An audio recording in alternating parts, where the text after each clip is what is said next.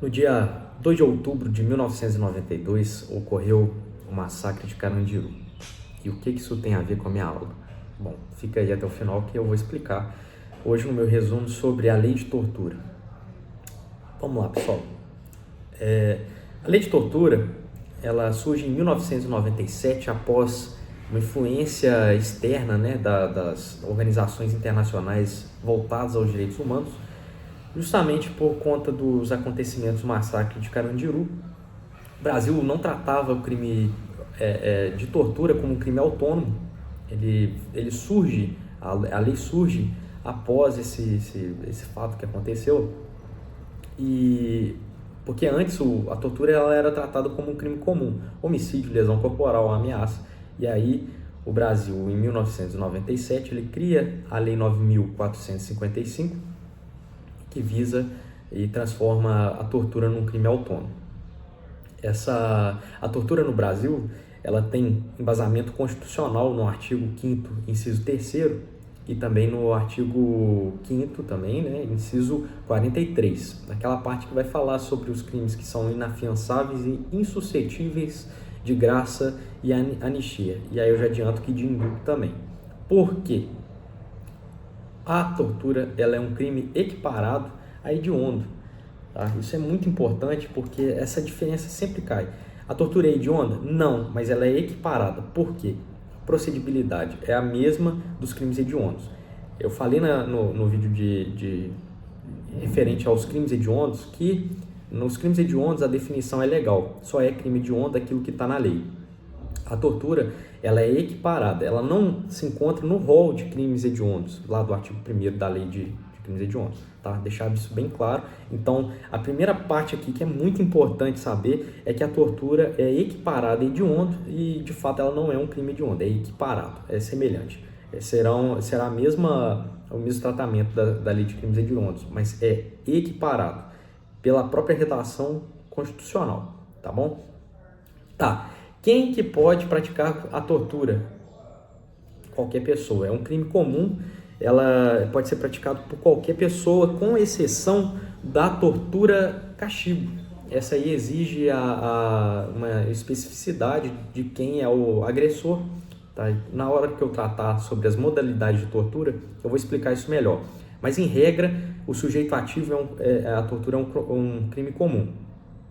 Pode ser praticado por qualquer pessoa. Excepcionalmente, segundo a STF, a tortura ela é um crime próprio quando se tratar de tortura-castigo.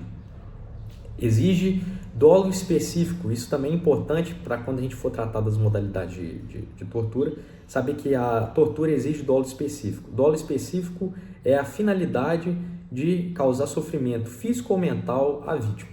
Então, isso é muito importante. Só um detalhe aqui, aprofundando um pouco, a tortura, quando ela causar sofrimento físico, ela é um crime transeunte. Isso é lá no artigo 158 do CPP, que é o crime transeunte é aquele crime que deixa vestígios. E quando for a tortura relacionada à violência mental, a prova testemunhal ela serve nesse caso. Mas se ela deixar vestígios, é imprescindível que haja o exame de corpo de delito, igual fala o artigo 158 do CPP, beleza? Vamos lá, essa parte importante também é a competência. Em regra, a tortura vai ser julgada pela Justiça Estadual. Porém, se for cometido por agente público federal, a Justiça responsável será a Justiça Estadual, a Justiça Federal. E se for praticado por militar, vai ser a Justiça Militar. Essas aí são as exceções. Em regra, a tortura ela é julgada na Justiça Estadual. Beleza. Espécies de tortura. Essa parte é muito importante. Eu coloquei aqui no meu resumo que são algumas modalidades. São 5 modalidades. Todas elas são consideradas equiparadas a hediondo, com a exceção de uma que eu vou pontuar. Então, vamos lá. Tortura confissão probatória. Vai ser o artigo 1º da lei de tortura, inciso 1º. Ela tem a finalidade da obtenção de informação da vítima. Essa modalidade ela vai admitir tentativa, tá? E o dolo específico dela é obter, por meio da tortura, a confissão da vítima, ou de terceiro, né? Então o agressor vai lá, tortura a pessoa com a finalidade de obter alguma informação. Essa modalidade de tortura, ela também é chamada de probatória, prova, persecutória, inquisitorial. Esses aí são uns sinônimos da tortura confissão. Tortura crime, que essa modalidade, o agressor, ele faz com que a pessoa, ele tem a intenção que a pessoa pratique um crime. Aí ele pratica a tortura para que a vítima pratique um crime, tá? Essa tem uma especificidade que é a seguinte: a vítima que praticou o crime, ela está em coação moral irresistível. Coação moral irresistível, eu vou conferir depois, porque esse é o conceito de direito penal na parte geral, mas ela está em coação moral irresistível, ela não tem a culpabilidade, que é essa parte lá de teoria do crime, que é muito bom de estudar, né? O direito penal é vida, né, gente? E o torturador, ele vai responder tanto pelo crime de tortura, crime, como também pelo crime que essa pessoa, essa vítima, praticou. Isso é muito importante. Também, o dolo específico aqui vai ser de constranger a pessoa para a prática do crime, tá? Beleza. E esse concurso de crimes do torturador é um concurso material, ele responde pelos dois crimes, como eu falei. Outra modalidade também muito importante, e essa aqui tem um detalhezinho, que é a tortura racismo. Ela também pode ser chamada de tortura preconceituosa ou discriminatória, é o artigo 1º, inciso C, a linha C, né? Artigo 1º, inciso 1º, a linha C. Essa é mediante discriminação racial ou religiosa, também um crime comum, porque pode ser praticado por qualquer pessoa, e ela tem a finalidade de causar constrangimento a alguém em razão da raça ou da religião. Tortura, castigo.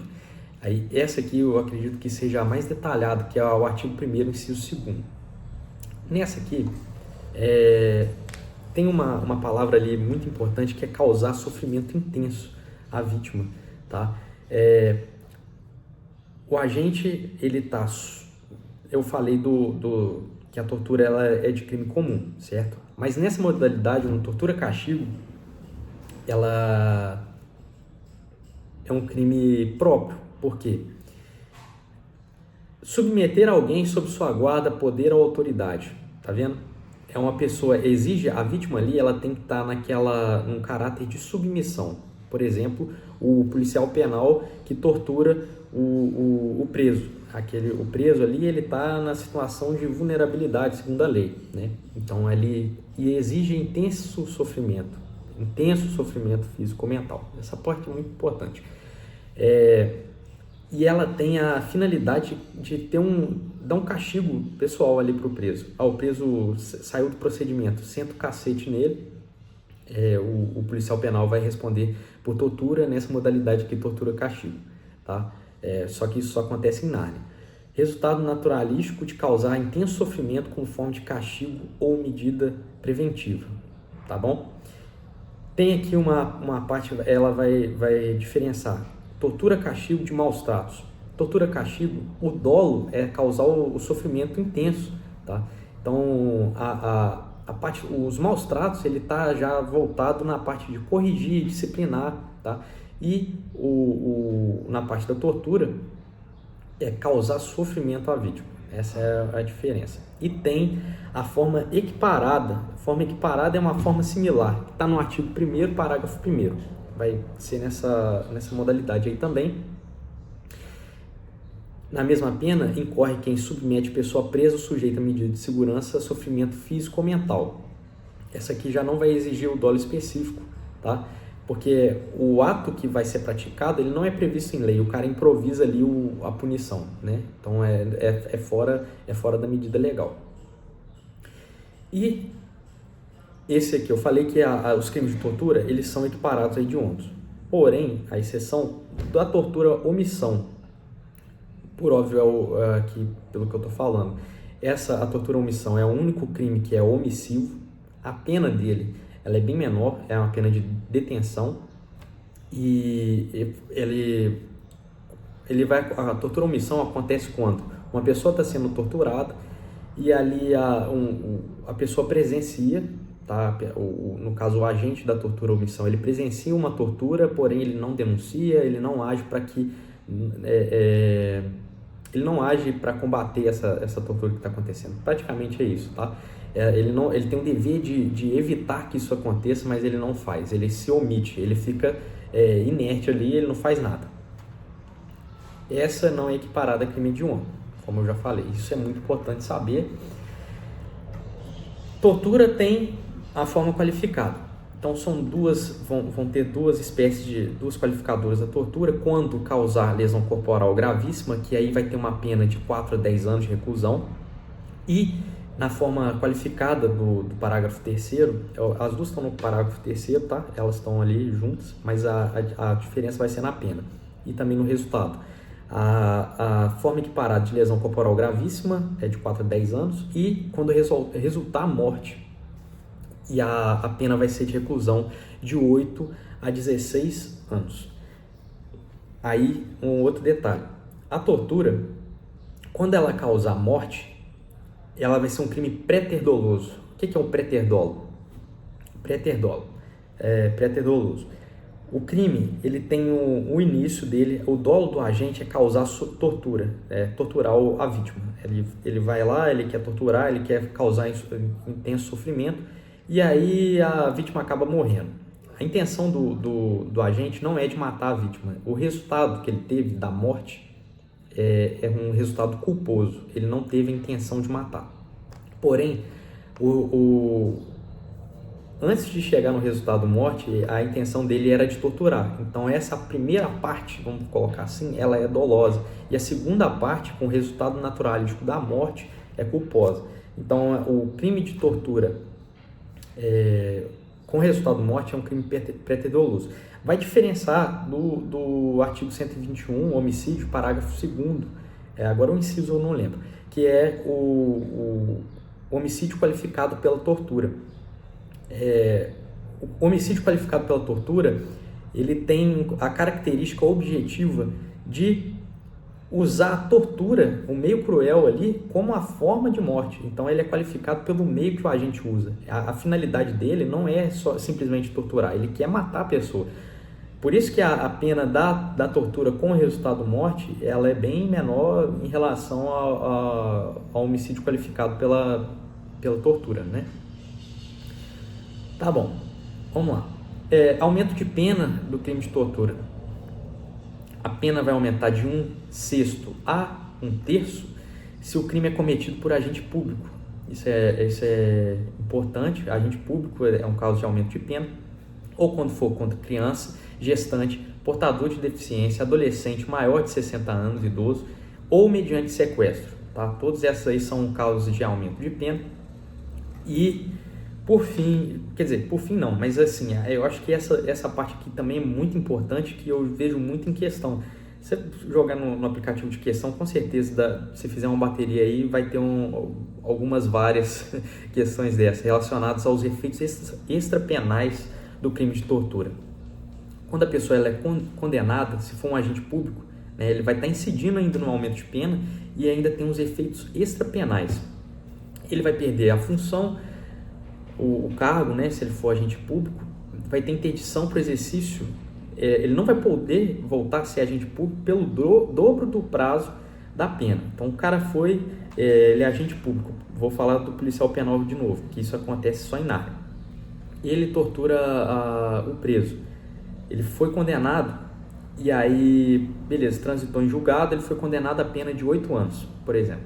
Ele vai estar interditado, ele não vai poder exercer o cargo de novo pelo prazo de 16 anos. Então, são 16 anos aí sem poder entrar em exercício de função pública, tá bom?